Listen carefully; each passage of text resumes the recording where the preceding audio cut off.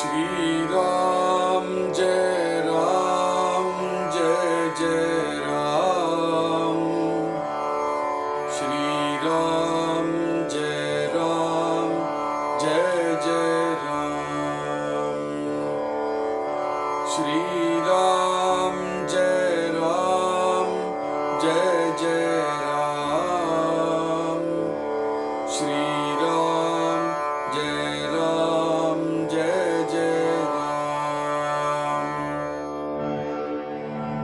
नसता कवीचा व्यापार तरी कैचा असता जगदोद्धार म्हणून कवी हे आधार सकल सृष्टीसी नाना विद्या ज्ञातृत्व काही कवेश्वरे विनतो नाही कवी पासून सर्वही सर्वज्ञता मागा वाल्मीक व्यासादिक झाले कवेश्वर अनेक तयापासून विवेक सकल जनासी पूर्वी काव्ये होती केली तरीच व्युत्पत्ती प्राप्त झाली तेने पंडितांगी बाणली परमयोग्यता ऐसे पूर्वी थोर थोर झाले कवेश्वर अपार आता आहेत पुढे होणार नमन त्यासी नाना चातुर्याच्या मूर्ती की हे साक्षात बृहस्पती वेदश्रुती बोलो म्हणती त्यांच्या मुखे परोपकाराचे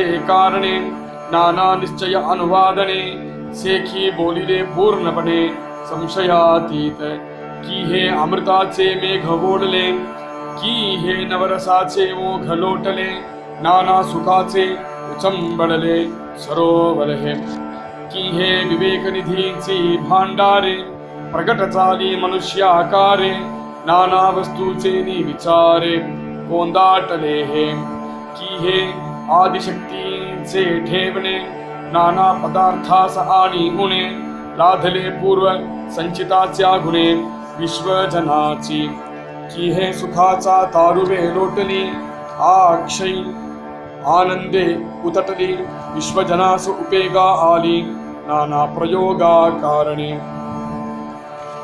की हे निरंजनाची संपत्ती की हे विराटाची योगस्थिती ना तरी भक्तीची फलश्रुती फळास आली की हा ईश्वराचा पवाड पाहता गगनाहून वाड ब्रह्मांड रचनेहून जाड कवी प्रबंध रचना आता असो हा विचार जगास आधार कवेश्वर तयासी माझा नमस्कार साष्टांग भावे श्री दासबोधे गुरुशिष्य संवादे कवेश्वर स्तवन नाम समास सातवा जय श्री राम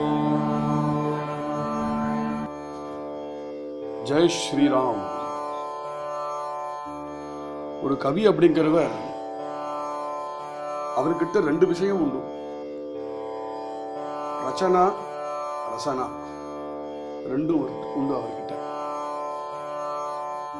அவர் எதை ரசிக்கிறாரோ அதை ரசிக்கிறார் அவர் எதை ரசிக்கிறாரோ அதை ரசிக்கிறார் அதனால ரச்சனா சக்தி ரசனா சக்தி ரெண்டும் இவர்கிட்ட இருக்கு அதனாலதான் தாஸ்போதில் கவீஸ்வர ஸ்தவனம் பண்ணும் பொழுது ராமதாசர் ஒரு கவியை பரதத்துவம் அப்படின்னே சொல்றார். ஏன்னா ரசிக்கிறது ரசிக்கிறது ரெண்டும் அந்த பரதத்துவத்துக்கிட்ட இருக்கு. அந்த ரசனா அப்படிங்கிறது பரதத்துவத்துக்கிட்ட சங்கல்ப ரூபமாக இருக்கு. அந்த ரசனா கூட இருந்துட்டு இருக்கு, அது சங்கல்பமா மாறி அந்த சங்கல்பம் சிருஷ்டியாக மாறுறது. சிருஷ்டியாக தான் பாத்திரத்தை மற்ற வச்சுன்னு என்னத்தை பண்றது? பரதத்துவமாகவே இருந்தாலும் சிருஷ்டி பண்ணி என்ன பண்றது? அந்த சிருஷ்டி பண்ணினத்தை யாராவது ரசிக்க வேண்டாமா? தானே ரசிக்கிறார், தானே ரசிச்சு தானே ரசிக்கிறார். இது ஒரு கவியினுடைய குணம், கவியுடைய குவாலிட்டி. குணம் சொன்னா போறாது, ஒரு கவியுடைய குவாலிட்டியே அதுதான். இப்போ எப்படி ஸ்ரீமத் பகவத்கீதை யார் சொல்லியும் கேட்கலாம். பகவத்கீதையில வந்த விஷயங்கள் ஏற்கனவே உபனிஷத்கள்ல ரிஷிகள் சொன்னதே இருக்கு. அந்த விஷயங்கள் தானே வந்தது பகவத்கீதையில. ஆனா ஸ்ரீமத் பகவத்கீதை கண்ணன் வாயினால கேட்ட எப்படி இருக்கோ, அல்லது ஸ்ரீமத் ராமாயணம் லவகுஷர் வாயினால கேட்டா எப்படி இருக்கோ, அது மாதிரி கவீஸ்வரனுடைய ஸ்தவனம் கவீஸ்வரன் கிட்டே கேட்கணும். அப்போ இங்க கவேஸ்வர ஸ்தவனம் இங்க தாமதாசர் பண்ணிட்டு இருக்கிறது தானே ஒரு கவீஸ்வரனா இருந்து கவேஸ்வர ஸ்தவனம் பண்றது ரொம்ப அபூர்வம், ரொம்ப அற்புதமுமே. இதுவரைக்கும் கவியுடைய விதவிதமான குணங்களை பத்தி அவர் சொல்லிட்டு வந்தார். யாரு கவிங்கிறது சொல்லிட்டு வந்தார். மேல சொல்றார், நஸ்தா கவிச்சா வியாபார தரி கைச்சா அஸ்தா ஜெகதோத்தார மனோனி கவிஹே ஆதார சகல சிருஷ்டிசே. சொன்ன மாதிரி எல்லா சிருஷ்டிக்கும் ஆதாரம் கவிதான். ஆதி கவி யாரு? ஆதி நாராயணனே ஆதி கவி. அப்போ நஸ்தா கவிச்சா வியாபார, இந்த பிரபஞ்சத்துல இந்த லோகத்துல கவி அப்படிங்கறது ஒருத்தன் இல்லையானால், நஸ்தா கவிச்சா வியாபார கவின்னு ஒருத்தர் இல்லையானால், தரி கைச்சாஸ்தா ஜெகதோத்தார, ஜெகதோத்தாரனாக பெருமாள் இருந்து என்ன பிரயோஜனம்? இந்த ஜகத்தும் இருந்து ஜகத்தை உத்தாரணம் பண்ண வேண்டியதும் இருக்கணுமானால், ஜகத்தை உத்தாரணம் பண்ணணுமானால் ஜகத்தை உத்தாரணம் பண்றதுக்கு ஒரு கவி வேணும். அப்பதான் இந்த ஜகத்தை உத்தாரணம் பண்ண முடியும் அப்படிங்கிறார். மனோனி கவிஹே ஆதார. அதனால கவி அப்படிங்கிறவர் ஒருத்தர் இல்லையானால் இந்த ஜகத்தை சிருஷ்டிச்சே பிரயோஜனம் இல்லை அப்படின்னு. அதனால இந்த ஜகத்தை சிருஷ்டி பண்ணி ஜகத்தை உத்தாரணம் பண்றதுக்கு ஆதாரம் ஒரு கவி. சகல சிருஷ்டிசி, எந்த சிருஷ்டியானாலும் அந்த சிருஷ்டிக்கு உதாரணம் பண்றது கவி தேவை. நானா வித்யா ஞாத்ருத்வ காஹி கவேஸ்வரே வினத்தோ நாஹி கவிபாசூனிஹி கவிபாசூன சர்வஹி சர்வஜதா. விதவிதமான வித்யைகள், ஞானத்துடைய விதவிதமான சாக்கைகள், இதெல்லாம் எப்படி தெரிஞ்சது? ஒரு கவினாலதான் தெரிஞ்சது. வேதவியாசர் அப்படிங்கிற கவினால தெரிஞ்சது. அவர் மாத்திரம் இல்லையானால் இந்த வித்யா, இந்த ஞானம் எதுவுமே தெரிஞ்சிருக்காதே. கைவேஸ்வராவின தோ நாகி, ஒரு கவேஸ்வரன் மாத்திரம் இல்லையானால் இத்தனை நானாவிதமான வித்தியைகளும் கிடையாது, நானாவிதமான ஞான மார்க்கங்களும் கிடையாது. கவி பாசூன சர்வஹி சர்வஜதா. கவி கிட்ட இருந்துதான் சகலதும் புறப்பட்டு வந்திருக்கு. இவ்வளவும் ஒரு கவி கிட்ட இருந்து புறப்பட்டு வருமானால் அந்த கவி எப்படி இருக்கணும்? சர்வஜதா. அந்த கவி தானே சர்வஜனாக இருக்கணும். அதனால கவேஸ்வரனை பத்தி பேசிட்டு வராரே தவிர அங்கங்க பரதத்துவம் பரிமளிச்சுட்டே இருக்கு. மாகா வால்மீக வியாசாதிக ஜாலே கவேஸ்வர அநேக. இதுக்கு முன்னாடி வால்மீகி அப்படின்னு ஒரு கவி இருந்தார், வியாசர் அப்படிங்கிற ஒரு கவி இருந்தார், ஜாலே கவேஸ்வர அநேக. இது மாதிரி பெரிய பெரிய கவிகள் நிறைய பேர் இருந்திருக்கா. அவ இருந்ததுனாலதான் நம்மள மாதிரி சாதாரண ஜனங்களுக்கு சகல ஜனாசி, நம்மள மாதிரி சாதாரண ஜனங்களுக்கு தயாபாசூனி விவேகம் வைராக்கியம் ஞானம் இது எல்லாமே அளிக்கிறது இந்த கவிகள் தானே. அந்த கவிகள் இருந்ததுனால்தான் நம்ம கைக்கு இந்த சம்பத்து வந்திருக்கு, ஏன்னா வந்திருக்காது.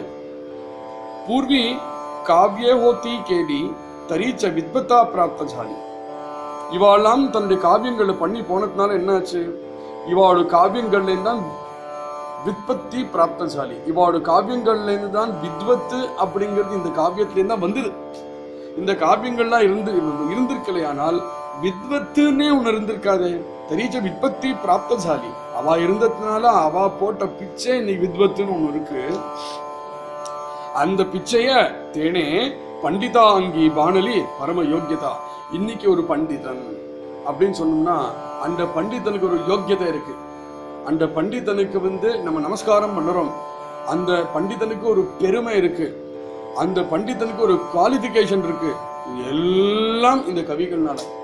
அந்த கவிகள் மாத்திரம் நம்மளுக்கு அந்த கிரந்தங்களை கொடுத்திருக்கையானால் பண்டிதனுக்கும் பாமருக்கும் என்ன வித்தியாசம்னு கேட்கிறார். ஒரு பண்டிதனுக்கும் பாமரனுக்கும் வித்தியாசம் அவனுடைய ஞானம் தானே. அந்த ஞானம் எங்கேருந்து வந்தது? இந்த கிரந்தங்கள்ல இருந்து வந்தது. தேனே பண்டிதா அங்கி வானலி. அதனால இன்னைக்கு பண்டிதனுடைய அங்கத்துல, பண்டிதனுடைய சரீரத்தை தலையிலிருந்து காலு வரைக்கும் ஞானம் அப்படின்னு ஒன்று புகுந்திருந்ததுக்கானால் பரம யோக்கியதா. அவனுக்கு பண்டிதன் அப்படிங்கிறது யோக்கியத்தை ஏதாவது கொடுத்துருக்கு அப்படின்னாக்கா அது இந்த கவிக்கெல்லாம் பண்ணின பெரிய பரம உபகாரம். ஐசே இது மாதிரி பூர்வி தோர இது முன்னாடி இருந்த காலத்துல பெரிய பெரிய கவிக்கள்லாம் இருந்திருக்கா. ஜாலே கவேஸ்வர அபாரமான கவிகள், அபாரமான. எங்கேயுமே கவின்னு மாத்திரம் என்ன சொல்ல, கவேஸ்வரனே சொல்லிட்டு வர்றாரு. கவியும் ஈஸ்வரன் வேற இல்லைன்னு பேதமே இல்லாம அபேதமா சொல்லிட்டு வர்றார். கவேஸ்வர அநேக நிறைய கவேஸ்வரர்கள்லாம் வந்து நிறைய அந்த லோகத்துல வந்திருக்கா. ஒத்த ரெண்டுன்னு இல்லை, நல்ல வேளையா ஒத்த ரெண்டுன்னு இல்லாம நிறைய பேர் வந்திருக்கா. ஆத்தா ஆஹேத்த இன்னமும் இருக்கா, கூட போனாரு, இன்னும் வரவும் போறா நமன தியாசி. அதனால இதுவரைக்கும் இருந்த கவிக்கள், இன்னைக்கு இருக்கிற கவிக்கள், நாளைக்கு வரப்போற கவிக்கள், எல்லா கவி வர்க்கத்துக்கும் என்னுடைய நமஸ்காரம் அப்படிங்கிற ராமதாசர். ஏற்கனவே வந்து போன கவிகள் வியாசர், வால்மீகி இப்படிங்கிற கவிகள், அவளுக்கு நமஸ்காரம். இன்னைக்கு இருக்கிற கவிகளுக்கு நமஸ்காரம் சொல்லும் பொழுது ஒரு நிமிஷம் சமர்த்த ராமதாசர் தானே வந்து கொஞ்சம் நகர்ந்து உட்கார்ற. தானும் ஒரு கவி தானே, அப்போ தனக்கும் ஒரு நமஸ்காரம் அப்படிங்கிற பாவம் இங்க இருக்கு. தனக்கும் ஒரு நமஸ்காரம் அப்படிங்கிறது தன்னுடைய கவித்துவத்துக்கு ஒரு நமஸ்காரம், தன்னுடைய கவி ஞானத்துக்கு ஒரு நமஸ்காரம். அப்போ தன்னுடைய கவித்துவம் எங்கேருந்து வந்தது? ராமர்கிட்டேருந்து வந்தது. அப்போ தனக்கு ஒரு நமஸ்காரம் சொல்லும் பொழுது ராமருக்கே ஒரு நமஸ்காரமாக அது மாறுறது. வரப்போற கவிகளுக்கு நமஸ்காரம் அப்படின்னு நம்ம பாவத்துக்கு நம்ம வகுப்புக்கு வச்சுப்போம். இன்னைக்கு நம்ம ஸ்ரீ அண்ணா பர்யந்தம் இருக்கிற ஒரு கவிகளுக்கு எல்லாருக்கும் நமஸ்காரம் அப்படிங்கிறத நம்ம ஏத்துக்கலாம். நம்ம பாவத்துக்கு அந்த ஓவிக்கு அந்த அர்த்தத்தை அப்படி ஏத்துக்கலாம். நானா சாத்துர்யாச்சா மூர்த்தி, எல்லா விதமான சாத்துரியங்கள் இருக்க, எல்லா விதமான சாத்துரியங்களும் பர்சானிஃபைடா இருக்கிறவர்கள் கவீஸ்வரர்கள். சாத்துரியம் ஏன் அப்படி சொல்ற அப்படின்னா, அந்த கவி சொல்ற சொல்ல ஒண்ணு கேட்டோமானால் அந்த சொல்லுக்கு என்ன எஃபெக்ட் இருக்கணும்? கவி ஒரு விஷயத்தை சொன்னால் அந்த விஷயத்துக்கு என்ன எஃபெக்ட் இருக்கணும்னாக்கா, கேட்கிறவன்ட்ட ஒரு பரிவர்த்தனம் உண்டாகணும். அந்த பரிவர்த்தனம் உண்டாகிற அளவுக்கு கேட்கிறவனுடைய பரிவர்த்தனம் உண்டாகுது அவ்வளவு முக்கியமோ, ரொம்ப முக்கியம். ஏன்னா கேட்கிறவன் எவ்வளவோ ஜன்மங்கள் சேர்த்து வச்ச விருத்திகளோட சேர்ந்து வரான். அவன் வரத்துல எவ்வளவோ ஜன்மங்களுடைய விருத்தியோட பேக்கேஜா தான் வரான் கவிக்கு எதிர்க்க. அங்க வந்ததுக்கு அப்புறம் அவனை அப்படியே காலாதீதமா மாத்தி விட்டுடுறாரு. அந்த கவீஸ்வரன் வந்து வந்தவனுடைய அப்படியே அவனுடைய கம்ப்ளீட் மென்டாலிட்டியை மாத்தி விட்டுடுறார். அவன் வந்து என்ன எப்படி யோஜனை பண்றானோ அந்த யோஜனையை மாத்தி விட்டுடுறார். அவனுடைய பழக்க வழக்கங்களை மாத்தி விட்டுடுறார். எல்லாத்தையும் மாத்தி விடுறது யாரால முடியும்? அப்போ அந்த கவி ஒருத்தரை மாத்தி விடுறார் அப்படின்னா, எவன் ஸ்ரோதாவாக உட்கார்ந்து இருக்கானோ அவனை அப்படியே கபலீகரம் பண்றார் அவர். அவனை அப்படியே கேப்சர் பண்றார் அவர். அப்படியே என்ன பண்றார், அவனுடைய மனசையும் புத்தியும் உள்ளேந்து குடைஞ்சு எடுத்து அதுக்கு எதையோ போதனை பண்ணி திருப்பி இந்த மனசையும் புத்தியும் திருப்பி அவனை புகுத்தி வச்சு போடான்னு அனுப்பிச்சு விட்டுடுறார். அனுப்பிச்சா அவன் வந்தவன் ஒரு மனுஷனாக வந்தான், திரும்பி போறவன் வேற மனுஷனாக போறான். இதுதான் நீங்க சொல்றார் சாத்துர்யாச்சியா மூர்த்தி. ரொம்ப சாத்துரியம் விடு, ரொம்ப சாத்துரியம் விடு. அப்படி மாத்தி விட முடியுமா? எதவனா ஒரு ஜட வஸ்துவோ இங்கேருந்து அங்க வைக்கலாம், ஒரு ஜட வஸ்துவால எதையாவது பண்ணிடலாம். ஆனா சைத்தன்யத்தோட வரது பாருங்க, இந்த விற்த்திகளோட மனுஷால் வராலே பாருங்க, அவளோட மனோவிற்த்திகளை மாத்திருந்தா ரொம்ப சிரமம். அது வந்து இவா வந்து சத்குருநாதாளாக இருந்து அப்படியே இவா யாரா இருந்தா எப்படி மாறினா அப்படின்னு தங்கமா மாத்தி அனுப்புறா இல்லையா சாத்துர்யாச்சியா மூர்த்தி. கீஹே சாட்சாத் ப்ரஹஸ்பதி, இவாளை பார்த்தா சாட்சாத் ப்ரஹஸ்பதியே வந்தாரோ அப்படின்னு தோன்ற மாதிரி இருக்கு. வேத ஸ்ருதி போலோ மணதி, இவா என்ன பேசுறா? இந்த கவிக்கள் பேசக்கூடிய பேச்சு என்ன அப்படின்னு பார்த்ததுன்னா, தான் தோணினபடி பேசுறாளா, தன்னுடைய கற்பனைக்கு வந்தபடி பேசுறாளா, தான் தோன்றித்தனமா பேசுறாளா? கிடையவே கிடையாது. இவா பேசுற ஒவ்வொரு வாக்கும் வேத ஸ்ருதி போலோ மணதி. வேதங்களும் ஸ்ருதிகளும் எதை சொல்லித்தோ அதை தவிர இம்மியளவு கூட நகராம, ஒரு அக்ஷரம் கூட நகராம வேதமும் ஸ்ருதிகளும் சொன்ன விஷயத்தை தான் அவ சொல்லறா. ஜாத்தியா முக்கே, அவ வாயை திறந்தாலே வேதோக்தமான ஸ்ருதி உக்தமான வாக்குகள் தான் வரும், அதை தவிர வேதம் வராது அப்படிங்கிறது ரொம்ப முக்கியமா இங்க நோட் பண்ணும். ஏன்னா நம்ம எல்லாரும் நம்மளுடைய நடவாழ்க்கையில நம்ம பள்ளிக்கூடங்கள்லாம் போய் போயட்டு அப்படின்னா கவி, நம்மளுக்கு கவினா போயட்டு தான் தெரியும். போயட்ரி யாரு? ஒரு போயட்ரி, ஒரு போயம், ஒரு கவிதை எழுதுறவன் தான் போயம். அது அப்படி ஆயிடுச்சு இன்னைக்கு. ஆனா கவிங்கிறது உண்மையா அது இல்லை. கவிங்கிறது எவன் வேதோக்தமான ஸ்ருதி உக்தமான விஷயங்கள்லாம் சொல்றானோ அவன் தான் கவி அப்படிங்கிறது ராமதாசனுக்கு எடுத்து கொடுத்துட்டார். அதனால நம்ம கவி அப்படின்னு இனிமே தாஸ்போதை படிச்சதுக்கு அப்புறம் கவி யாரு அப்படின்னு நினைச்சதை கண்ண முடியும்னாக்கா வால்மீகி இருக்கணும், வேதவியாசன் இருக்கணும், ஸ்ரீ அண்ணா இருக்கணும். வேறு யாரும் கவியோட ஸ்தானத்துக்கு கிடையவே கிடையாது. பாக்கிலன்னு சொன்ன அவளுக்கு தெரிஞ்ச மாதிரி ஏதோ காவியங்களும் சங்கீதம் கீர்த்தனங்கள்லாம் போட்டிருக்காளே தவிர வேதோக்தமான விஷயம் பேசுறவன் தான் கவி அப்படிங்கிற நிர்ணயம் இங்க பண்ணிவிட்டார். ஏன் பண்ற இந்த கவியெல்லாம் இந்த கிரந்தங்களை ஏன் இப்படி அருள் செய்யறா? பொழுது போலையான்னு அவளுக்கு வேற வேலையே இல்லையான்னு அவ இதை பண்ணுவானேவா அப்படின்னாக்கா சொல்றாரு. அவ ஏன் பண்றாங்க சொல்றார். பரோபகாராக்காரே, பரோபகாரத்துக்காக தான் பண்ணறா. அவளால தன்னோட ரசனைய தன்னோட அனுபவத்தை உள்ள அடக்கி வச்சுக்கவே முடியாது. அது நிற்கவே நிற்காது. அந்த பிரவாகம் அது பீரிண்டு வரதான் போறது. அது வரும் பொழுது அதுலேருந்து வரக்கூடிய காவியம், அதுலேருந்து வரக்கூடிய கிரந்தம் எப்படி அமையிறதுன்னா இன்னும் தனி கவியா மாத்திர அளவுக்கு அமையிறது. மற்ற அபங்கங்களை துகாராம சுவாமிகள் அதுதானே சொல்றாரு. சத்குருநாத்தாள் சிஷ்யனை சேர்த்துக்கிறதுக்காக சத்குருநாதன் தேவையில்லை. சத்குருநாதன் எப்படியோ அதே மாதிரி இந்த சிஷ்யனை ஆக்கிறதுக்காக தான் சத்குருநாதன் தேவை. தாஸ்போதத்தையும் அதுதான் இங்கே சொன்னார். பரிசுக்கல்ல இருந்து பரிசுனால தங்கத்தை பண்றது பரிசுக்கல்ல எங்களுக்கு வேண்டாம். ஒரு பரிசுக்கல்னால இன்னொரு பரிசுக்கல் பண்ண முடியும்னா அந்த பரிசுக்கல் தான் எங்களுக்கு வேணும். ஏன்னா நிறைய பரிசுக்கல் உண்டு பண்ணிட்டுனாக்கா அவ்வளவு தங்கமாக்கலாமே. அப்போ எங்களுக்கு இரும்ப தங்கமாக ஆக்கக்கூடிய பரிசுக்கல் வேண்டாம். ஒரு ஒண்ணுமே இல்லாத ஜடவஸ்துவ பரிசுக்கல்ல ஆக்கக்கூடிய பரிசுக்கல் தான் எங்களுக்கு வேணும்னு சொல்றோம் இல்லையா? அதுதான் பரோபகாராக்காரனே. இவா பண்ணக்கூடிய பரோபகாரம் என்னன்னாக்கா உன்ன உதாரணம் பண்றேன்னு சொல்லிட்டு இருக்கிறது பரோபகாரம் இல்லை. உதாரணம் பண்றதுக்கு அப்புறம் ஒரு வேலை இருக்கு. தன்னை போல அவனே ஆக்கிறது தான் பரோபகாரம். பரோபகாராக்காரனே நானா நிச்சய அனுவாதனே.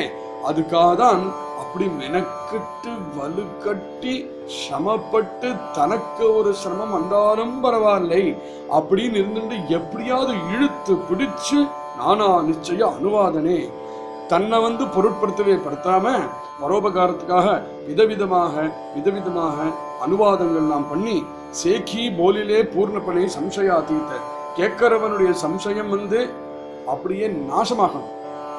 இனிமே சம்சயமே வரக்கூடாது. அவன் ஹிருதயத்துல சம்சயம் அப்படிங்கிற லெவல்ல தாண்டி போற அளவுக்கு சேக்கி போலிலே பரிபூர்ணப்பனே பரிபூர்ணமாக சொல்லரா பேசரா முடியவே மாட்டேங்கிறது. சொல்லி சொல்லி சொல்லி சொல்லி இவன் மாறி இவனை தன் நிலைக்கு கொண்டு வர்றது வரைக்கும் உழைப்பு தான். அந்த உழைப்பு நல்ல வேளையா நம்ம கண்ணுக்குதே அந்த உழைப்பு என்னதுன்னு நம்ம பார்க்கறதுக்கு ஒருத்தர் இருக்கார். அவரை பார்த்துட்டே நம்ம எல்லாம் கத்துணும். நம்ம கீஹே அமிர்தாச்சே மேகவோடலே அப்படிங்கிறத அர்த்தத்தை சொல்ல வர்றார். அமிர்தத்தையே வருஷிக்கிறார் சொல்லலாம். ஆனா அது போறல ராமதாசன். அமிர்தத்தை வருஷிக்கிறது என்ன பெரிய விஷயமானு அவருக்கே தோன்றது. அவரு தோணதான் செய்யும். இங்கதான் ராமதாசருடைய ஹிருதயம் புரியுது நமக்கு. தான் யாரு அப்படின்னு சொல்லாம இவ்வளவு சொல்லிட்டு இருக்காரு இல்லையா? தனக்கே தெரியாம தான் யாருன்னு சொல்லி வராருங்க. ஏன்னா இப்ப சொல்லக்கூடிய இந்த விஷயம் தான் அதை இருந்து அனுபவிச்சு தானே சொன்னாதான் வரும். சரி யாரு சொல்லி வரப்போறது அதுதான் விஷயம் வரப்போறது. நமக்கு கவனிச்சு கேட்போம். என்ன அமிர்தத்தை வருஷிக்கிறவர் கவி போறல. அமிர்தம் எங்கேருந்து வந்தது? அமிர்தம் மேகத்திலேருந்து வந்தது இல்லவா? அப்போ அமிர்தத்தை வருஷிக்கக்கூடிய மேகம் கவி அப்படின்றதுனாக்கா இன்னும் வாரி வாரி கொடுத்துட்டே இருக்கும். இங்க வருஷிக்கிறது, அப்புறம் அங்க வருஷிக்கிறது, அந்த மேகம் கொஞ்சம் தூரம் போய் அங்க வருஷிக்கிறது. அப்ப அந்த மேகம் ஒரே இடத்துல வருஷா அப்படின்னு சொல்லிட்டோம்னாக்கா எங்க பெஞ்சதோ அங்கதான் தீர்த்தம். மேகம் அப்படின்னு சொல்லிட்டோம்னா எங்கெங்கெல்லாம் மேகம் போறதோ அங்கெல்லாம் தீர்த்தம் இல்லையோ? அவ கவி அப்படித்தானே இருக்கார். சஞ்சாரம் பண்ணிட்டே இருக்கார். அவர் அங்கங்க போய் வருஷிச்சுட்டே இருக்கார். அதனால கவி மேகம். அதுவும் போறல. ராமதாசனுக்கு அதுவும் போறல. மேகம் எங்கேருந்து வந்தது? மேகம் சமுத்திரத்துடைய வெப்பத்திலேருந்து உண்டாகி வந்தது மேகம். அப்படின்னா நம்ம வாட்டர் வேப்பர்னு சொல்றோமே, அங்க போய் நிக்கிறாரு இப்ப ராமதாசன். அப்போ ஞான சமுத்திரத்திலேருந்து வெப்பமாக கிளம்புறவர் கவியா. இது தான் அப்படி இருந்து அனுபவிச்சிருக்காம இருந்தால் எப்படி சொல்ல முடியும்? இப்பேற்பட்ட ஒரு எக்ஸ்பிரஷன் எங்கேருந்து வரும்? அது அமிர்தாச்சே மேக ஓழலே. ஓழலே அப்படிங்கிறது சாதாரணமா மராட்டியில ஓழலே அப்படின்னு ஓழ அப்படின்னாக்கா வெட்னஸ், மாய்ஸ்சர் அப்படின்னு அர்த்தம். இங்க வாட்டர் வேப்பர்னு அதுக்கு அர்த்தம் மாறுறது. அப்போ கவி வெறும் வருஷிக்கக்கூடிய வருஷா இல்ல, வருஷாவை தரக்கூடிய மேகமும் இல்ல, ஞான சமுத்திரத்திலேருந்து கரம்பி வரக்கூடிய ஓலைனா அதுலேருந்து வரக்கூடிய அந்த வெப்பம் மேல போய் அது அப்புறம் மேகமா மாறி வருஷிக்கப்படுறது இல்லையோ? ஞானமாக கூடிய இருக்க சமுத்திரத்திலேருந்து கிளம்பி வரக்கூடிய வெப்பம் கவி. அப்படின்னு தான் எந்த ஸ்திதியில இருக்காரோ, தான் எந்த ஸ்திதியில கிளம்புறாரோ அப்படியே எடுத்து கொடுத்துட்டார். கீஹே நவரசாச்சே ஓகலோட்டலே. ஒரு கவி அப்படிங்கிறவர் வந்து என்ன ஸ்பெஷாலிட்டி அவருக்கு? இந்த கவி வந்து பயானக ரசம் மாத்திரம் தான் சொல்லுவார், இந்த கவி சிங்கார ரசம் மாத்திரம் தான் சொல்லுவார் அப்படின்னா இருப்பா ஒரு கவி. அப்படி இல்லை, அந்த கவி கிட்ட நவரசமும் இருக்கும். எந்தெந்த நேரத்துல எப்பப்போ எந்த ரசம் கிளம்பணுமோ அந்தந்த நேரத்துக்கு அப்பப்போ அந்த ரசம் தானா கிளம்பும். அது தானா அப்படியே கிளம்பி ஒரு அலையாக வந்து சேருவது. அதை சொல்றார் நவராசாச்சே ஓகலோட்டலே. ஒரு வந்து பிரவாகம். கவி வந்து சரி இப்போ உட்காந்து ஒரு கவிதை எழுதுறேன், இப்போ உட்காந்து ஒரு கிரந்தத்தை நான் அந்த எழுத போறேன் அப்படின்னு சங்கல்பம் பண்ணிட்டு ஒரு கவி வந்து ஒரு கிரந்தமும் கவிதையும் எழுத உட்கார மாட்டார். கவி ஹிருதயம் எப்படி இருக்கும்னா அது ஓடிண்டே இருக்கும்.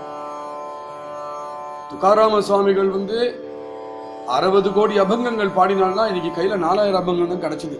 பாக்கி அபங்கள்லாம் எங்க போச்சு? ஆனா அந்த அபங்கங்கள் எப்படி எழுதி எடுக்கிறது? அதே மாதிரிதான் எல்லா சாதுக்களுமே. இன்னைக்கு வந்து நம்ம கைக்கு ஒரு மகானுடைய 4 கிரந்தம் கையில கிடைச்சதுன்னா 40 கிரந்தம் மனசுல ஓடி போயிடுது. அது ஓடிண்டே இருக்கும். அது ஓடிண்டே இருக்கிற கிரந்தத்தை எப்படி எழுதி எடுப்பார் அவர்? எப்போ அவர் ஒரு கால் தெளிவாக அந்த தியானத்திலிருந்து வெளியில வந்தா அவர் எழுதினா உண்டு. இல்லையானால் அந்த கிரந்தங்கள் அவர் கவிதைகள் இதெல்லாம் அவர் ஹிருதயத்திலே அனுபவ ரூபமாக வந்து வந்து போயிட்டே இருக்கும். அதை இங்க சொல்றார் நவரசாச்சே ஓக. ஓகனா ஃப்ளோயிங் ஸ்ட்ரீம். அது ஃப்ளோ ஆயிட்டே இருக்கும். அந்த ஃப்ளோயிங் ஸ்ட்ரீம்லேருந்து 4 திவிலே நம்மளுக்கு கிடைக்கிறது. அந்த திவிலையே நம்மளுக்கு தாங்கலை, அந்த திவிலையே நம்மளுக்கு திணற அடிக்கிறது. அப்படின்னா அவர் ஹிருதயத்தில் எப்படி ஓடி இருக்கும் அது. அதை வந்து தன் ஹிருதயத்தை அனுபவிக்கிறார் இல்லையா ராமதாசர். எவ்வளவுதான் சொல்ல முடியும், சொல்ல முடியாம ஓடி போயிட்டு இருக்கேன். அதனால ஹே நவரசாச்சே ஓக லோட்டலே நானா சுகாச்சே உச்சம்படலே சரோவரஹே. இப்ப அந்த சொன்ன விஷயத்துக்கு இப்ப வர்றார் அவர். அதனால ஹிருதயத்துல வந்து ஒரு 6 ஓடின் இருக்கு. நவரசத்துடைய கவி 6 ஓடின் இருக்கு. அந்த 6 ஓடி போயிட்டே இருக்கு இல்லையோ. இப்பவுமே பிரபஞ்சத்திலே ஒரு 6 ஓடுறது. அந்த 6லேருந்து என்ன ஆகும்னா ஒரு சின்ன 6லேருந்து சின்ன ஒரு பிரான்ச் மட்டும் தனியா ஓடி போய் ஒரு சின்ன தட்டாக்கமா ஃபார்ம் பண்ணி நிற்கும். ஒரு சரோவரமாக பண்ணி நிற்கும் அந்த சரோவரம். அது மாதிரி ஹிருதயத்துக்குள்ள கவித்துவமாக இருக்கக்கூடிய ஓடின்னு இருக்கக்கூடிய 6 இருக்கே, அதுலேருந்து ஒரு சின்ன சரோவரம் ஃபார்ம் ஆயிடுறது. அவர் ஹிருதயத்திலே ஒரு சரோவரம் ஃபார்ம் ஆயிடுறது. அந்த சரோவரம் இருக்கே அதுவுமே அகண்டமா இருக்கு, ரொம்ப விசாலமா இருக்கு, ரொம்ப ஆழமா இருக்கு. அந்த சரோவரத்திலிருந்து எடுத்து கொடுத்து மாளவே மாளாது. அப்ப என்ன அர்த்தம்? அந்த சரோவரத்துல வந்து ஒரு சின்ன தரங்கம் உண்டாகிறதாம். அந்த சரோவரத்துல ஒரு சின்ன அலை உண்டாகிறதாம். அந்த அலை இருக்கே சமுத்திரத்துல போய் அலைக்கு மேல அலை, அலைக்கு மேல அலையா வருது. அப்ப அந்த அலையில என்ன எல்லா அலையும் நம்ம பிடிச்சுட முடியுமோ? முடியவும் முடியாது. அந்த அலையை அடிச்ச பொழுது அந்த அலையில இருந்து சில டிராப்ஸ் ஒரு ஷவர் மாதிரி நம்ம பேர் தெளிக்கிறது இல்லையா, அது மாதிரி தெளிக்கிறது தானாம் கவியுடைய சிருஷ்டி. அதனால கவித்துவம் அப்படிங்கிற 6, கவித்துவம் அப்படிங்கிற 6லேருந்து ஒரு சரோவரம். அந்த சரோவரத்துல சுகாச்சே உச்சம்படலே, அந்த சரோவரத்திலே அவர் இருந்துட்டு இருக்கார். அந்த சரோவர ஆனந்தத்திலேயே அவர் டுப்கி அடிச்சுட்டே இருக்கார். அவர் அதுலேருந்து வழியில வரவே மாட்டேங்கிறார் கவி. ஆனா அதுல இருந்து சிலப்போ வழியில வந்து ஆஹா அப்படின்னு தன்னுடைய ஹிருதயாகாசத்துல தான் எதை ரசிச்சாரோ, தான் எதை அனுபவிச்சாரோ அந்த ஆனந்தத்தை ஆஹான்னு ஒரு சொல்லுவாரே, அந்த ஆஹான்னு சொல்லக்கூடிய சுகத்தை ஆஹான்னு வரக்கூடிய வார்த்தை தான் அவர் பண்ண கிரந்தம். அப்படின்னா எங்க இருக்காரு? உச்சம்படலே அப்படின்னா ஒரு சின்ன வேவ். அதுலேயே வந்து சரோவரகே, அப்பேற்பட்ட சரோவரம். அப்போ அந்த கவியோட ஹிருதயத்துக்குள்ளே எவனா டைவ் அடிச்சு பார்த்துக்க முடியுமா? கவியோட ஹிருதயத்தை கவி தானே கூட டைவ் அடிச்சு பார்க்க முடியாது. ஏன்னா அப்படி வந்துட்டு இருக்குது. கீஹே விவேக நிதிச்சே பண்டார். விவேகம் அப்படிங்கிற நிதியுடைய பண்டாரம் இவர். பிரகட்ட ஜாலே மனுஷியாக்காரே. அதனால இப்பேற்பட்ட ஒரு தன்மை உள்ளவர் இந்த கவி. இவர் மனுஷனாக ஒரு உருவத்தோடு நமக்கு நேரம் நின்றுட்டு இருக்கார். இவர் மனுஷன் சொல்லிட முடியுமா? மனுஷ ஆக்காரே அப்படிங்கிற மனுஷன் அப்படிங்கிற ரூபம் தான் இந்த ஐயாட்ட இருக்கு. இவர் வந்து மனுஷன் சொல்லிடவே முடியாது. நானா வஸ்து சேனி விசாரே கோந்தாட்டலே. இவர்கிட்ட போனோம்னா ஒரு 5 நிமிஷம் பேசுறோம்னா ஒரு ரத்னமா 4 விஷயம் பேசிடுவார். நாளைக்கு திரும்பி வந்து பேசணும்னா திருப்பி 4 ரத்னமா பேசுவார். அடிக்கடி பேசிட்டு இருந்தாலும் அடிக்கடி ரத்னமா பேசிட்டே இருப்பார். இவர் பேசுறத பார்த்ததுனாக்கா இவர்கிட்ட என்ன இந்த விஷயங்கள் வரக்கூடிய விஷயத்துக்கு எண்டே கிடையாதா? புங்கான புங்கமா இந்த மாதிரி வந்து அவருடைய விசாரங்கள் வந்துட்டே இருக்கே அப்படின்னு ஆச்சரியமா இருக்கு இவரை பார்த்தாலே. எப்படி இவருக்கு இங்கேருந்து வருதுனாக்கா இவர் சொல்றாரு இங்க அது எப்படி வருதா, விதவிதமான வஸ்தூச்சே விதவிதமான விசாரே, விதவிதமான விஷயங்கள் விதவிதமான விசாரங்கள்லாம் அவருடைய ஹிருதயத்தை போட்டு திணிச்சு பூட்டி வச்சிருக்கான். நம்ம வந்து ஒரு டப்பாக்குள்ள போட்டு நல்லா அமுக்கி அமுக்கி அமுக்கி அமுக்கி இந்த டப்பாவை நின்று போகவே முடியாது, அந்த டப்பா மூடியே திறந்துன்னு வந்துவிடும் அப்படிங்கிற அளவுக்கு திணிச்சு வச்சா அப்படி இருக்கும். அதுக்கு கொந்தாட்டலேன்னு பேரு. அது மாதிரி அவர் ஹிருதயத்தை திணிச்சு வச்சிருக்கு அந்த விசாரங்கள்லாம். அது திணிச்சு வச்சதால அப்பப்போ வருது எல்லாம் புதுசு புதுசா இருக்கு, நம்ம கேட்காததா இருக்கு, அபராகிருதமா இருக்கு, பரம ரகசியங்களமான விஷயங்கள்லாம் வருது, என்னென்னமோ விஷயங்கள்லாம் வருது. அவர் ஹிருதயத்திலிருந்து திணிச்சு வச்சிருக்கு, அதுல இருந்து தான் எல்லாம் வழியில வருது அப்படிங்கிறார். கீஹே ஆதிசக்தி சேட்டேவனே. இவர் பார்த்தா இவரே ஒரு மாயாவியோ அப்படின்னு சொல்றது. ஏன்னா இவரே அப்பப்போ புதுசு புதுசா தன்னுடைய விசாரங்கள்னால தன்னுடைய சப்தங்கள்னால நம்ம கிட்ட பேசுறதுல ஒரு லோகத்தை நம்ம கண்ணுக்கு நேரம் அவரே ஒரு சிருஷ்டி பண்ணிவிடுறார். நம்ம பார்க்காத விஷயத்தை நம்மளுக்கு நேரம் அவர் சொல்லும் பொழுது நம்ம இந்த காலத்திலேயே இருக்கல. அவர் வந்து அது மாதிரி பேசும்பொழுது பஞ்சவட்டி வர்ணனே அப்படின்னு பண்ணிட்டாருனாக்கா பஞ்சவட்டியோட மலை, அந்த மலையை மாருத்தம், அந்த மலையை மாருத்தம் நம்ம ஃபீல் பண்ணலாம். அங்க இருக்கிற செடி கொடிகள்ல சரசரான வரக்கூடிய சப்தத்தை நம்ம கேட்கலாம். அங்க இருக்கிற பம்பா சரஸுடைய நதி சத்தத்தை நம்ம கேட்கலாம். அங்க இருக்கிற பக்ஷி சப்தங்கள் எல்லாம் நம்ம கேட்கலாம்.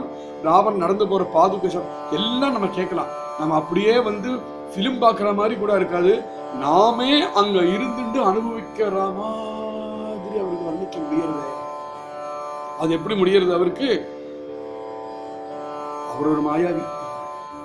நம்மளுக்கு நேர அந்த காலத்தையே சிருஷ்டி பண்றார், நம்மளுக்கு நேரத்தை அந்த தேசத்தையே சிருஷ்டி பண்றார், நம்மளுக்கு நேர அந்த பாத்திரங்களை சிருஷ்டி பண்றார், நம்மளுக்கு நேர அந்த சன்னிவேஷத்தை சிருஷ்டி பண்றார். நம்மளை போய் அந்த ஸ்பாட்ல நிறுத்தி வச்சு தான் எப்படி அனுபவிச்சாரோ, நம்ம அந்த காலத்துல அந்த சமயத்துல நம்ம அங்க இருந்திருந்தா எப்படி அனுபவிச்சிருக்கோமோ அங்க அப்படி அனுபவிச்சு திருப்பி அங்கேயிருந்து திருப்பி நம்ம எங்க இருக்குமோ அழைச்சிட்டு போறாரு. பண்றாரா இல்லையா? அது இங்க சொல்றார். இவர் பார்த்ததுனாக்கா மாயை இருக்காளே, இந்த வேலையெல்லாம் பண்றதுக்கு மாயையை இவரை வந்து வேலையாளா வச்சுட்டு இருக்காரோ? இல்ல அப்படி இல்ல, உல்டாவா போயிட்டாரு. இங்க ராமதாசன் சொல்றார், இவர் வந்து மாயையே தன் வேலைக்கு வச்சுட்டு இருக்காரோ. ஆதிசக்தி சேட்டேவனே, மாயை தான் இவரை வச்சுட்டு இருக்காளா, இவர் தான் மாயை வச்சுட்டு இருக்காளா தெரியல. ஆனா இவர் 2 பேரும் சேர்ந்து இருக்காங்க மட்டும் தெரியுது. நானா பதார்த்த ஆணி உனே. இந்த லோகத்துல வந்து விதவிதமான விஷயங்கள்லாம் இருக்கும். நிறைய விஷயங்கள்ல இருந்து குறைவுபாடு கூட இருக்கும். இவாளால குறைவுபாடாக இருக்கக்கூடிய விஷயத்தோட அழகா நம்மளுக்கு எடுத்து பிரசன்ட் பண்ண வருமாம். நானா பதார்த்தாச ஆணி உனே லாதலே பூர்வ சந்தி சாஞ்சே குணே விஸ்வஜனாசி. இந்த லோகத்துல ஜனங்கள்லாம் இருக்காளே, இந்த ஜனங்கள்லாம் அவாவாளுடைய கர்மா பிரகாரம், அவாவாளுடைய சஞ்சித கர்மா எப்படி இருக்கோ அது பிரகாரம் வாழ்ந்துட்டு இருக்கா. அவ வாழ்ந்துட்டு இருக்க போது ஏத்தி தாழ்த்தி எல்லாமே இந்த லோகத்தை வரக்கூடியது சகஜம்தான். இது மாதிரி ஏத்தி தாழ்த்தியாக இருக்கக்கூடிய ஜீவனத்துல இவா வந்து அந்த விஸ்வஜனத்தை, அந்த ஜனங்களோட ஜீவனத்தை இவாளும் ஒன்னொன்னா இவாளும் கலந்து இவாளோட ஜீவனத்தை அப்படியே உத்தாரணம் பண்றா. அதனால தாழ்த்தியா இருக்கிறது ஏத்தி விட்டுறாவா. கீஹே சுகாச்சி தருவே லோட்டதி ஆக்ஷை ஆனந்தே உத்தட்டதி விஸ்வஜனாச உபேகா ஆலி நானா பிரயோகா காரணே.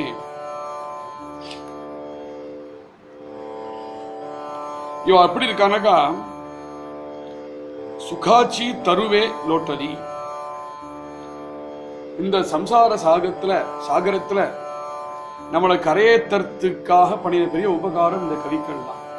இந்த கவிகள் பண்ணின சிருஷ்டி, இவாளுடைய கிரந்தங்கள் தான் நம்மளை வந்து இந்த சம்சார சாகரத்துக்கு கரையேற்றுறது.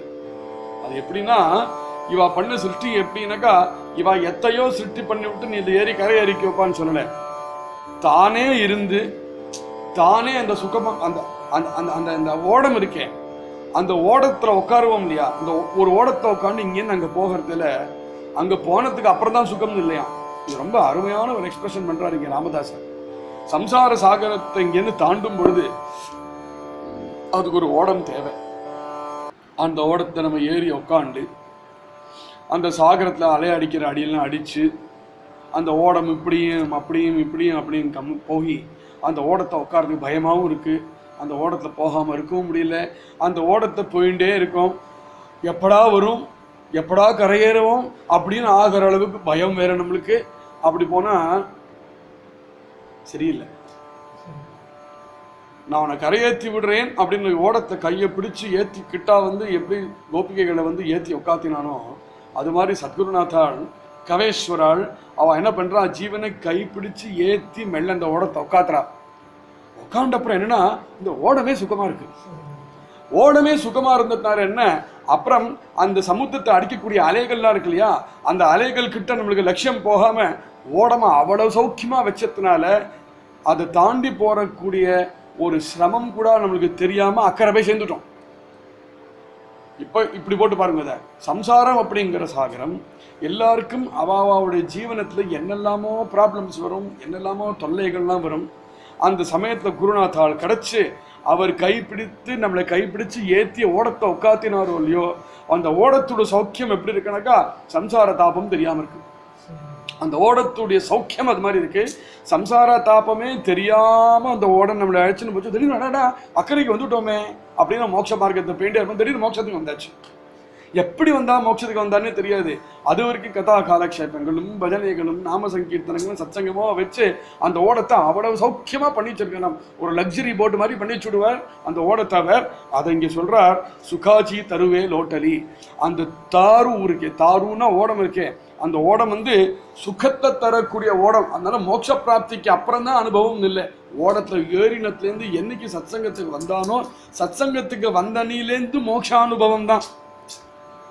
மோட்ச பிராப்தி நிரந்தர மோட்சம். அப்போ தன்னுடைய கர்மா தீரறது வரைக்கும் சின்ன சின்னதா மோட்சானுபவம். அது அந்த ஓடத்துல இருக்கக்கூடிய சுகம். மோட்ச பிராப்திங்கிறது பரிபூர்ணமான சாஸ்வதமான மோட்சம். அடுத்தத சொல்றார், அக்ஷய் ஆனந்தே உதட்டலி. இவர்கிட்டேந்து ஆனந்தம் அப்படிங்கிறது இருக்கே, இவர்கிட்ட அக்ஷயமா இருக்கக்கூடியது ஆனந்தம். அந்த ஆனந்தம் இவரே ஆனந்த ஸ்வரூபமா இருக்கிறதுனால இவர் சொல்றதும் பேசுறதும் பண்றதும் எல்லாமே ஆனந்தமயமாகவே இருக்கு. தான் ஆனந்த ஸ்வரூபமா இருக்கிறதுனால.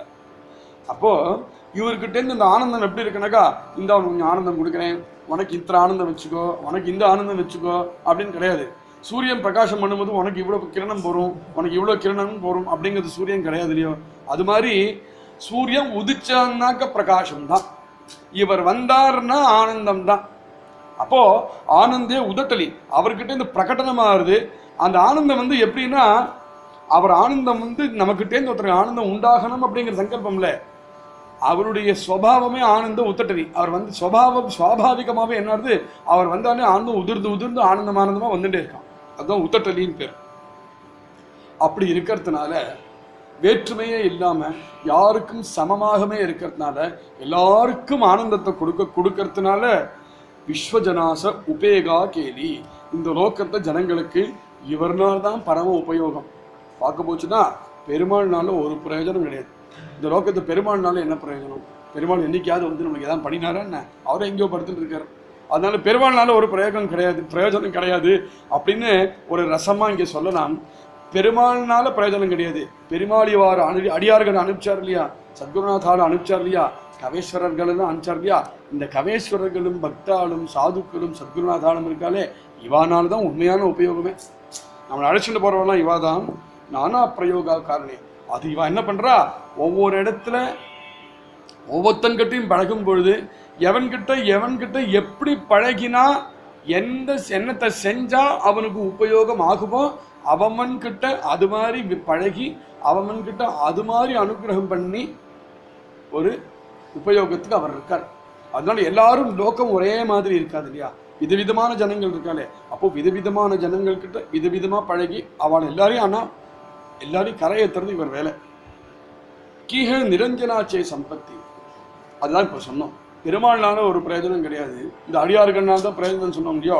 நிரஞ்சனம் அப்படிங்கிறது பரதத்துவம் தானே. பரதத்துவம் என்ன பண்றான், பரமேஸ்வரன் என்ன பண்றாராம், பரமாத்மா என்ன பண்றாராம், தன்னுடைய சொத்தாக தன்னுடைய சம்பத்தாக இந்த கவேஸ்வரர்களை வச்சிருக்கிறான். நிரஞ்சனாச்சி சம்பத்தி. இதை வந்து ரெண்டு விதமா சொல்லலாம். இந்த கவீஸ்வரர்கள் நிரஞ்சனத்தை தன்னுடைய சொத்தாக வச்சுருக்கான்னு சொல்லலாம். அப்படி சொல்ற தவிர பரதத்துவம் வந்து இந்த கவேஸ்வரர்கள் சொத்தாக வச்சிருக்காரு சொல்லணும்னு அழகா இருக்கு. தன்னுடைய சொத்தா வச்சுட்டு ஒரு ஸ்ரீமந்தா இருக்கிறவன் என்ன பண்ணுவான், அப்பப்போ தேவைப்படும் பொழுது அந்த சொத்தை கொடுத்து தனக்கு வேணுங்கிறத பண்ணிப்பான் இல்லையா. இந்த ஸ்ரீமந்தன் இருக்காரு வேலோத்தர், அவருக்கு என்ன வேணும், அவர் யாருக்கிட்டேருந்து ஒன்றும் வேண்டாம், அவருக்கு ஒன்று தான் வேணும், ஜீவன்கள்லாம் கரையேறணும். அப்போ ஜீவன்கள்லாம் கரையேற்றத்துக்கு செலவுக்கு இந்த கவேஸ்வரர்களை வச்சுட்டு அப்பப்போ சாதுக்களையும் கவேஸ்வரர்களையும் அனுப்பிச்சு அது மூலமாக எல்லாரையும் கரையேற்றுன்னு வர்றாரு இல்லையா. அதனாலதான் ரொம்ப இப்போ இப்போ இப்போ சொல்லக்கூடிய இந்த அனுபவம் தானாக வரக்கூடிய அனுபவம் தான். ஆனால் இது அப்படியே லீடு பண்ணிட்டு போயின்னு இருக்கு. அதனால இதை வந்து நிரஞ்சனம் வந்து கவேஸ்வரனை சத்துன்னு சொல்லக்கூடாது. பரதத்துவத்துக்கிட்ட தான் கவேஸ்வரன் சொத்தா வச்சுட்டு இருக்காரு. அப்போ இந்த சொத்தை தன் கிட்ட வச்சுட்டு இருக்காருன்னா அந்த கவேஸ்வரனை சொத்தா பரமேஸ்வரன் கூட இருக்கிறத என்ன பண்ணுவார், அப்போ அவன் என்ன பண்ணிட்டு இருப்பார். ஏன்னா கவேஸ்வரன் ஹிருதயம் தான் வந்து ஓடிண்டே இருக்கும், ஆறு போல இருக்கும், பாவமா இருப்பார், ரசமா இருப்பார்லாம் சொல்லிட்டு வந்தாச்சு. பெருமாள் கூடிய இருந்துட்டு என்ன பண்ணுவார் இந்த கவேஸ்வரன் அப்படிங்கிற ஒரு அருமையான ஒரு யோஜனை. அதை ராமதாசருக்கு சொல்றார். கீஹே விராட்டாச்சி யோகஸ்திதின்னு. விராட் புருஷனாக இருந்துருக்கும் பொழுது, விராட் புருஷன் இந்த கவேஸ்வரனை தன்கிட்ட வச்சுட்டு இருக்கும் பொழுது விராட் புருஷனுடைய யோகஸ்திதி எதுவோ அது இந்த கவேஸ்வரன் அப்படின்னு விட்டார். அருமையான விஷயம். அப்போ விராட் புருஷனுடைய யோகஸ்திதி இந்த கவேஸ்வரனாக இருக்கிறதுனால்தான் இந்த கவேஸ்வரனே அந்த விராட் புருஷன் தான், இந்த கவேஸ்வரனே அந்த பரதத்துவம் தான். அதனால இந்த கவேஸ்வரன் வந்து இவ்வளவும் பண்ண முடியறது. நாத்தரி பக்திச்சி பலஸ்ருதி பலாச ஆயி. அதனால கவி அப்படிங்கிறத வந்து விராட் புருஷனுடைய யோகஸ்திதி அப்படின்னு அங்க போய் ஏற்றி வச்சுட்டார். அதெல்லாம் அவனுக்கு புரியலையா? சரி வேற ஒன்று சொல்றேன். பக்தி பண்ணணும் எல்லாரும் சொல்றோமே, அது எங்கேருந்து கத்துண்டேன்? இந்த கவீஸ்வரன் சொல்லி தானே கத்துண்டேன். கவீஸ்வரன் சொன்ன பக்தி இருக்கே, அவன் சொன்ன பக்தி நீ பண்ணினே ஆனால் நீ என்னத்தை அடையவ? நீ அந்த கவேஸ்வரனை அடையவேன்னு. அந்த கவீஸ்வரன் எந்த பக்தியை சொன்னாரோ அந்த பக்தியை நீ பண்ணினே ஆனால் கவேஸ்வரனை அடையவே. இது ரொம்ப டைரக்டா நம்மளுக்கு புரியும். சத்குருநாத்தால் எந்த உபாசனையை சொன்னாரோ, சத்குருநாத்தால் சொன்ன உபாசனையை நம்ம அனுசரணை பண்ணினோமானால் யாரை அடைவோம்? கிருஷ்ணன் அடைய போறோமா, ராமன் அடைய போறோமா, பாண்டவன் அடைய போறோமா?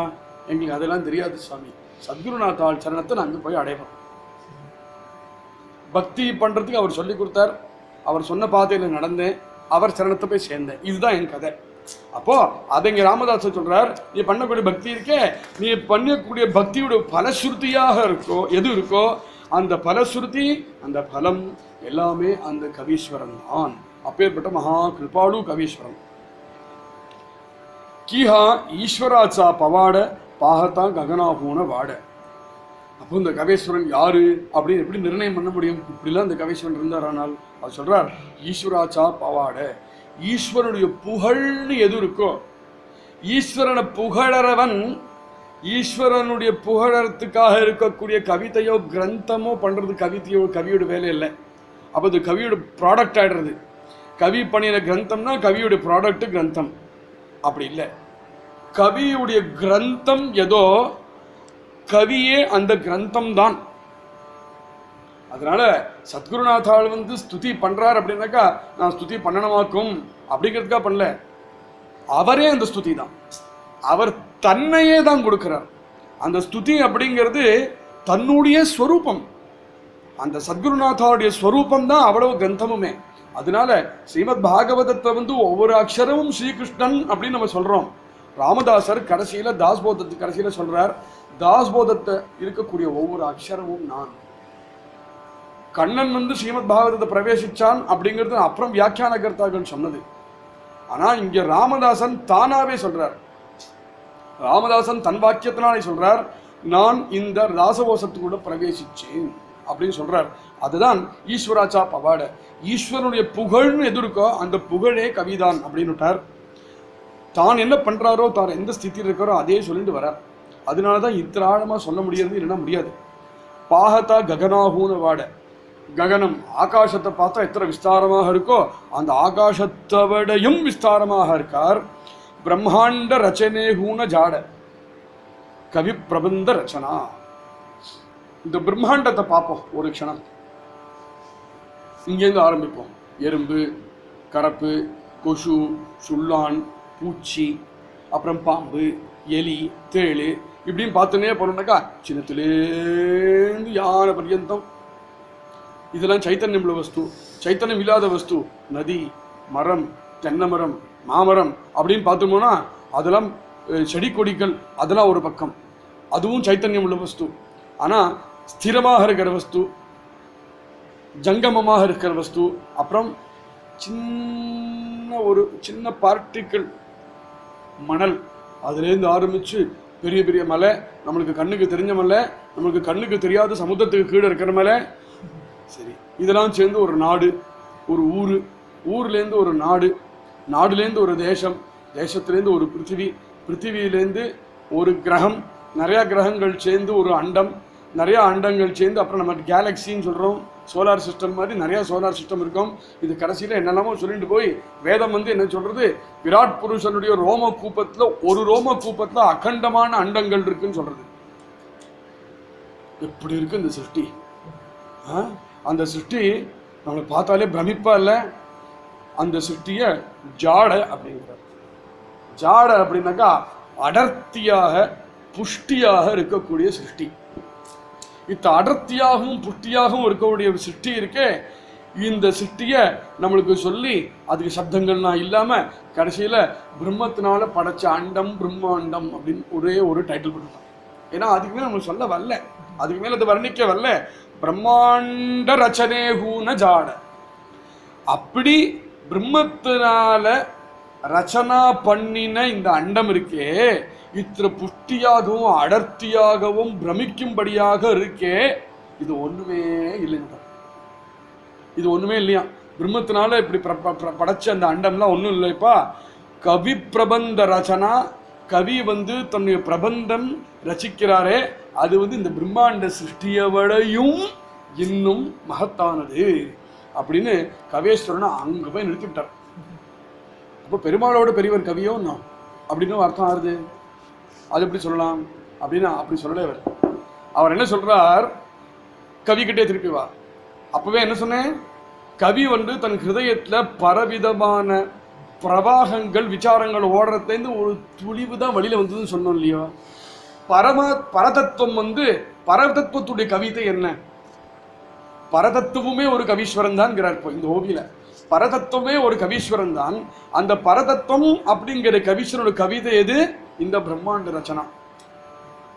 அப்போ பரதத்துவத்துடைய அது ரசிச்சதுனால அதை ரச்சனா பண்ணினதுதான் இந்த பிரம்மாண்டமாகில் ஒரு கவீஸ்வரன் ஹிருதயத்தை பிரவாகமா இருந்துட்டு வழியில வரக்கூடிய ரச்சனா அந்த பிரவாகத்துடைய ஒரு துளிவாகில் ஒரு பிரம்மாண்டத்தை, இவ்வளவு பிரம்மாண்டத்தை பார்த்து நம்ம பிரமிக்கிறோமே, இந்த பிரம்மாண்டம் ரச்சனை பண்ணின அந்த கவேஸ்வரனுடைய ஹிருதயத்தை எவ்வளவு பிரம்மாண்டங்கள்னு ஓடி போனது தெளிவாக வந்தது.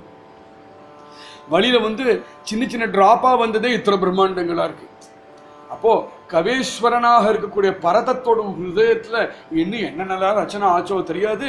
அதனால என்னைக்குமே கவியோட ஹிருதயத்துல இருக்கக்கூடிய பிரபந்த ரச்சனா இருக்கே, அந்த பிரபஞ்ச ரச்சனா எல்லாத்தவடையும் பெருசு அப்படின்னு நிறுத்திட்டார் சமர்த்தராமதாசர். அதனால இதுக்கு மேல சொல்றது ஒண்ணும் இல்லை. அப்படியே உச்சிக்கு நின்னாச்சு. கவேஸ்வரனுடைய ஹிருதயம், அவன் சங்கல்பம், அவனுடைய ரச்சனா அகாதம் அப்படிங்கிற உச்சியில இவளையும் சொல்லிட்டு நின்னப்புறம் உச்சியில நின்று இப்ப சான் தன்னோட ஸ்திதியே தான் சொன்னார். ராமதாசன் முழுக்க தன் ஸ்திதியை தான் சொல்லியிருக்காரு. அதில் சொன்னதுக்கப்புறம் சொல்றார், சரி போகும்.